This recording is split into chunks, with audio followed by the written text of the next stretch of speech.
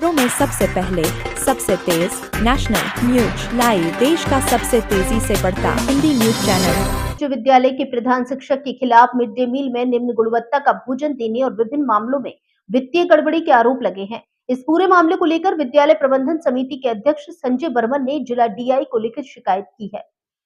संजय बर्मन का आरोप है कि 1000 छात्र छात्राओं के लिए मात्र 2 किलो दाल में भोजन बनाया जाता है। प्रतिदिन अंडा भी नहीं दिया जाता। इतना ही नहीं, विद्यालय की पुरानी किताबें और कॉपियां बिना किसी को जानकारी दिए तौल कर बेच दी जाती हैं। प्रधान शिक्षक अभिजीत मिश्रा का कहना है कि संजय बर्मन एक सिविक पुलिसकर्मी हैं, इसलिए वह किसी भी मामले में उन्हें सीधे धमकी देते हैं। उन्होंने कहा कि मिड डे मील के लिए एक समिति गठित की गई है जो इस पर निर्णय लेती है। वे मुझ पर झूठे आरोप लगाकर बदनाम करने की कोशिश कर रहे हैं। अब सवाल ये उठता है कि हबीबपुर ब्लॉक के इस ऐतिहासिक विद्यालय का जो माहौल प्रधान शिक्षक और अध्यक्ष महोदय ने खराब कर दिया है, क्या वे उसे दोबारा सुधार पाएंगे? छात्रों के मन में जो असंतोष पैदा हुआ है, उसकी जिम्मेदारी क्या प्रधान शिक्षक और अध्यक्ष महोदय लेंगे? बुद्धिजीवी समाज और शिक्षित वर्ग इस विषय पर गंभीर सवाल उठा रहे हैं और जिला शिक्षा विभाग से तत्काल कार्यवाही की मांग कर रहे हैं। अगर समय रहते कदम नहीं उठाया गया तो आने वाली पीढ़ी में पनप रही अशांति की जिम्मेदारी कौन लेगा? অভিযোগ করার পেছনে মূল কারণ যেটা আমি প্রথমেই বলে রাখি যে প্রেসিডেন্ট নির্বাচিত বা মনোনীত কেমন করে হলো এটা আমরা সবাই জানি। গভর্নমেন্ট স্পন্সরের ক্ষেত্রে স্কুলের ভূমিকা থাকে না, সরকারি লেভেল থেকে নির্বাচিত হয়ে আসে বা মনোনীত হয়ে আসে। এখন ঘটনা হচ্ছে প্রথম দিন থেকেই প্রথম মিটিং থেকেই ওনার টেন্ডেন্সিটা বুঝতে পারছিলাম যে ওনাকে দিয়েই সমস্ত কাজ করাতে হবে। পরবর্তীতে যখন আমাদের তরফ থেকে বাধার সৃষ্টি হলো, বিশেষ করে আমার তরফ থেকে তো বটেই, যে এটা হবে কেন, বিশেষ করে তখন থেকেই কিন্তু ওনার মূর্তি অন্যরকম দেখতে পেলাম। যে স্কুলের সমস্ত কাজে, খুঁটিনাটি কাজ থেকে শুরু করে বড় সমস্ত কাজে ওনার ভূমিকা থাকতে হবে।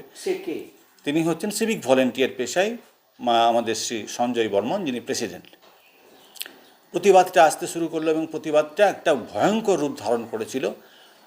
এর আগেই কিন্তু আমি কমিশনার অফ স্কুল এডুকেশনকে অক্টোবর মাস নাগাদ একটা চিঠি করেছিলাম সমস্ত কিছু জানি। উনি চাচ্ছিলেন সমস্ত কিছু উনি করবেন, আমাদের সিভিক ভলেন্টিয়ার, এবং আমাদের রেজলিউশন যেটা হতো সেখানে উনি সই করতেন না। উনি মনে করতেন যে উনি এক ওয়ান ম্যান কমিটি, এখানে সবাই যদি মনে করে যে না এটা ঠিক না, উনি বলবেন ওটা বেঠিক, তো ওইটাই বেঠিক হয়ে গেল আর সবার সঠিকটা বেঠিক হয়ে যাচ্ছে।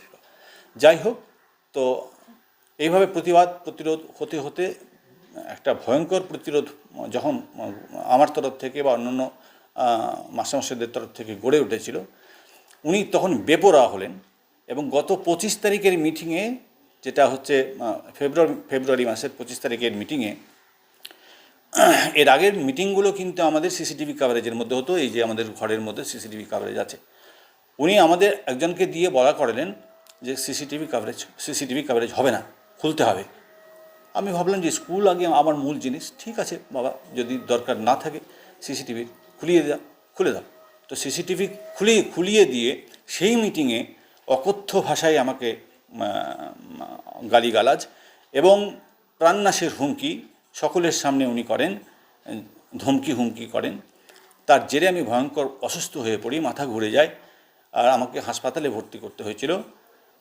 তার পরবর্তীতে আমার মাইল্ড সেরিব্রাল অ্যাট্রফি ধরা পড়েছিল। যাই হোক, এর পরিপ্রেক্ষিতে দেখলাম যে এটার একটা প্রতিবাদ যেমন মৌখিক হচ্ছিল, লিখিত প্রতিবাদ সব জায়গাতে যাওয়া উচিত। তাই আমি বিভিন্ন জায়গাতে বিভিন্ন দপ্তরে করেছি। দেখুন, সমস্ত কাজের ব্যাপারে ওনার লোকজনকে দিয়েই কাজ করাতে হবে বা কিনতে হবে, এই ব্যাপারটা কিন্তু আর বিশেষ বলার অপেক্ষা রাখে না ওনার উদ্দেশ্য বা মতিগতি কী আছে। কাজের ব্যাপারে আমি আর বেশি কিছু বলবো না, কারণ একটু বুঝে নিতে হয় যে ওনার মূল মোটিভটা কী। আমার মনে হচ্ছে ওনার কায়েমি স্বার্থে কোনো আঘাত লাগছে, আমি বাধা দিচ্ছি এবং সেই বাধার মুখে পড়ে ওনাকে হয়তো অনেক কিছুই, যে সমস্ত জায়গাতে বিল্ডিং হোক বা স্টেশনারি গুডস হোক, যে কোনো ব্যাপারে ওনার স্বার্থে ঘা লাগছে, এই কারণেই কিন্তু উনি বাধাটা দিচ্ছেন আর আমিও আমার তরফ থেকে বাধাটা দিচ্ছি। আপনি এই বিষয়ে জানিয়েছেন? আমি বিভিন্ন দপ্তরে জানিয়েছি। আমি এডিএম, এসপি, আমাদের ডিআই, স্কুল এডুকেশনের যিনি কমিশনার ওনার কাছে বা আমাদের সংগঠনের আমাদের অ্যাডভান্সড সোসাইটি ফর হেডমাস্টার্স যে ফোরামটা আছে তাদের কাছেও কি লিখিত চাচ্ছেন আপনারা? আমি চাইছি স্কুলের স্বার্থে আমাদের মাস্টারমশাইরা অনেকে চাইছেন যে ইনার অপসারণ হোক, কারণ স্কুল একটা ডেডলকের দিকে চলে যাচ্ছে। স্কুলের প্রশ্নের বিল দিতে পারছি না বা অন্যান্য যে সমস্ত কাজকর্মগুলো সব থমকে আছে, ইলেকট্রিকের বিল দিতে পারছি না, সমস্ত কিছু থমকে আছে, যে কোনো সময়তে একটা অচলাবস্থার সৃষ্টি হয়ে যাবে। তো প্রশ্ন আমারও যে উনি সাইন করছেন না কেন, রেজলিউশন ওনার মনোমতো লিখতে হবে। আমার নোট অফ ডিসেন্ট লেখার জায়গা থাকে, সবারই থাকে গণতান্ত্রিক পরিস্থিতির মধ্যে, সেটা লিখতে গেলেও উনি বাধা দেবেন। এখন ঘটনা হচ্ছে ওনার কায়েমি স্বার্থ, বারবার করে একটি কথা বলছি, একটা স্বার্থ তো জড়িত আছেই, যে কারণে উনি সই করতে চাইছেন না। সেটা কি ওনার ব্যক্তিগত হতে পারে, এই বিষয়ে কিন্তু আমি ঠিক সঠিক বলতে পারবো না, উনিই বলতে পারবেন। আপনারা এখন অপসারণের দাবি? আমি চাই যে স্কুল এলাকাবাসীর, আমি আজকে আছি কালকে নাও থাকতে পারি, কিন্তু স্কুলটা থাকবে, স্কুলের পঠন পাঠন থেকে শুরু করে পরিকাঠামো উন্নয়ন সব কিছু সঠিকভাবে চলুক। তার জন্য কিন্তু এই বর্তমান সভাপতির নেতৃত্বে বা বর্তমানে সভাপতির সভাপতিত্বে স্কুল কিন্তু কোনোভাবেই আর আগের জায়গায় ফিরে যেতে পারবে না। আমি চাই ব্যক্তিগতভাবে ওনার অপসারণ। আপনার নাম এবং কোন দায়িত্বে আছেন? আমার নাম অভিজিৎ মিশ্র, আমি প্রধান শিক্ষক হাই স্কুল। স্কুলের প্রেসিডেন্ট। তো স্কুলে কি সমস্যা হয়েছে? আমি গভর্নমেন্ট সিলেক্টেড নমিনি হয়ে এসেছি। আসার পর থেকেই আমাকে প্রধান শিক্ষক কোনো রকমই মান্যতা দেন না। হ্যাঁ, আমি লক্ষ্য করেছি আইও বিদ্যালয়ের যে যিনি প্রধান শিক্ষক অভিজিৎ মিশ্র, তিনি ছাত্রছাত্রীদের পঠন পাঠন শিক্ষানুরাগী না হয়ে তিনি দেখছি তা নিজের আধিপত্য গড়ে তোলার জন্য লক্ষ্যে ছুটছে এবং আর্থিকের পিছনে তিনি ছুটছেন। এবং তিনি তার কার্যকলাপে দেখেছি কী তিনি দুর্নীতি করেন। সেগুলো হচ্ছে মিড ডে মিল, শিক্ষকের অ্যাটেন্ডেন্স, তাদেরকে ভয় দেখিয়ে চমকে রাখা, তারপরে ভাউচার না দেখিয়ে অর্থ আত্মসাৎ করা এবং চেক সই করে নেওয়ার প্রবণতা, রেজুলেশন তৈরি জটিলতা করেন, নিজের ইচ্ছা মতো রেজুলেশন লিখে ফেলেন, বিল্ডিং ভাঙা থেকে গড়া সমস্ত বিষয়ে তিনি পরিচালন কমিটি এবং আমাকে অন্ধকারে রাখেন। এই সমস্ত বিষয়ে তিনি যখন সমস্ত বিষয়ে আমি তার কীর্তিকলাপ জানতে পারলাম এবং ধরতে পারলাম, তখন তিনি আমার বিরুদ্ধে অনেক রকম ষড়যন্ত্র চালাবার একটা পরিকল্পনা করছেন। এই নিয়ে আমি ওনার বিরুদ্ধে আমার যে সমস্ত সরকারি আধিকারিক বা প্রশাসনিক আছে তাদেরকে আমি সমস্ত কিছু তার বিরুদ্ধে কমপ্লেন করেছি, যাতে তার একটা সুব্যবস্থা হয়। আর আমি হচ্ছি আইও হাই স্কুলের পরিচালন কমিটির সভাপতি সঞ্জয় বর্মা। আপনি কি চান? আপনার দাবি কি? আমার দাবি হচ্ছে যে এই স্কুলে যদি আমাদের হেডমাস্টার থেকে যায় তাহলে আমাদের এই দুর্নীতি করে চলেছেন এবং তাতে স্কুলের পঠন পাঠনের ব্যাঘাত ঘটবে এবং আমাদের বিদ্যালয়ের ডেভেলপমেন্ট থেকে আমরা বঞ্চিত হব এবং এলাকাবাসী তার উপর সবাই ক্ষিপ্ত হয়ে আছেন। কারণ তিনি আমাদের ঐতিহ্যবাহী, যেটি আইও এবং হরিপুর ব্লকের মধ্যে ঐতিহ্যবাহী এনসিসি ছিলেন, সেটিকেও তিনি তুলে দেন এবং বিভিন্ন আরও সাবজেক্ট ছিল তুলে দেওয়ার পক্ষে গিয়েছিলেন। আমরা জানতে পেরে সেটাকে রোধ করেছি। আইও উচ্চ বিদ্যালয়ে কি সমস্যা হয়েছে?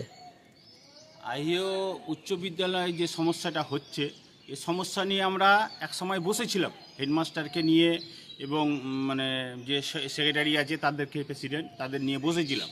কিন্তু হেডমাস্টারের যা ব্যবহার, এটা বলে বোঝানো যাবে না। আমি একবার নয় দুবার বসেছিলাম আমাদের নিজেদের উদ্যোগে, জানি যে স্কুলটা যেহেতু আমাদের আইওর মান সম্মান জড়িয়ে আছে। এই হেডমাস্টার যতদিন থাকবে ততদিন এই আইও হাই স্কুলে ভালো হতে পারে না।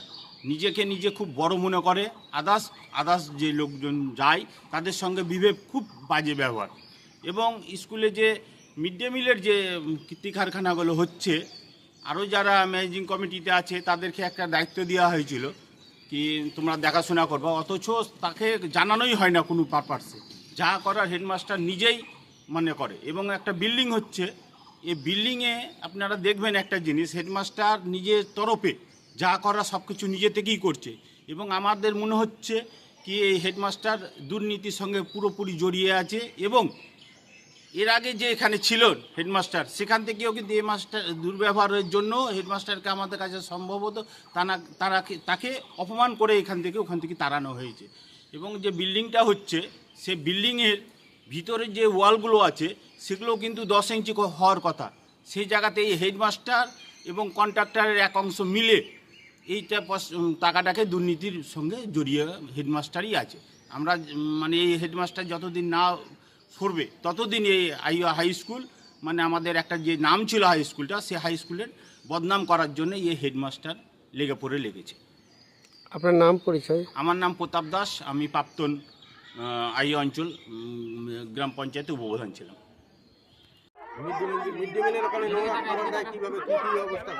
ওই যেখানে যেমন করে ওই নোংরাগুলো পড়ে আছে ওইভাবে রান্না হয়। তারপরে ওই হাত ধোয়া বেশি কিছু করে না। তারপরে ঝাড়ও কোনোদিন দেখতে পাই না। মাঝে মাঝে আবার এখানে বিড়ি ভাতে দেখা যায়। হ্যাঁ, স্কুলের মধ্যে তোরা দেখি? হ্যাঁ দেখছিলাম ও এই পাশের বিল্ডিং এ, একদম বিল্ডিং এ বসে আছে আর বিড়ি বাজছে কয়েকজন। মানে তখন ক্লাস চলছে তোদের? হ্যাঁ, ক্লাস চলছিল। তো বিড়ির গন্ধে তো শরীর খারাপ করে। হ্যাঁ হ্যাঁ, অনেকের শরীর খারাপ হ্যাঁ, হচ্ছে। আর ওই হাতেই আবার খাবার দিচ্ছে। মানে নোংরা খাবার? হ্যাঁ, নোংরা খাবার ওইভাবে দিচ্ছে। তাদের শরীর খারাপ হচ্ছে অনেক। হ্যাঁ, অনেকজনের হচ্ছে, অনেকজন পেট ব্যথা বলে ছুটি নিয়ে যাচ্ছে, অনেক কিছুই করছে। বমি টমিও করেছে? হ্যাঁ, বমি টমি করেছিল। শিক্ষকরা কিছু বলেন? শিক্ষকদের বলা হচ্ছে, ওরা বলছে যে ওই এইভাবে ওরা পরিষ্কার পরিচ্ছন্ন করে খাওয়া দাওয়া দিচ্ছে, কিন্তু হচ্ছে না। না হচ্ছে না। শিক্ষকরা ব্যবস্থা নিচ্ছে, কিন্তু যখন শিক্ষকরা চলে যাচ্ছে তখন। আমার রাহুল দাস। হ্যাঁ, কি সাকিব বিশ্বাস। কোন ক্লাসে পড়ি? 6 এ। আজকে কি অবস্থা দেখলি? আজকে মিড ডে মিলে আসেনি। কি মিড ডে মিল কি অবস্থা? তালামারা? হ্যাঁ হ্যাঁ, হ্যাঁ। এখানে তো সব নোংরা পড়ে আছে। এর মধ্যে রান্না হয়? হ্যাঁ হ্যাঁ, এই নোংরার মধ্যে রান্না হয়? হ্যাঁ হ্যাঁ হ্যাঁ। এখানে কি বিড়ি বাঁধা চলছিল? হ্যাঁ চলছিল, একদিন দেখেছিলাম। কি দেখেছিলি? বিড়ি বাজছিল। বিড়ি বাজছে? কারা? যারা রান্না করছিল তারা আবার বিড়িও বাজছে? হ্যাঁ। তখন তো মানে মিড ডে মিলের যারা মাসি যারা রান্না করে, কিছু বলেনি স্কুলের শিক্ষকরা? শিক্ষকরাও কিছু বলেনি? ওটা তো আমরা জানি না। কিন্তু কিছু বলেনি? আজকে তোদের মিড ডে মিল হচ্ছে না? হ্যাঁ, বলেছিল আজকে মিড ডে মিল বন্ধ? না। মিড ডে মিল বন্ধ সেটাও বলেনি তোদের? না। কি নাম তোর?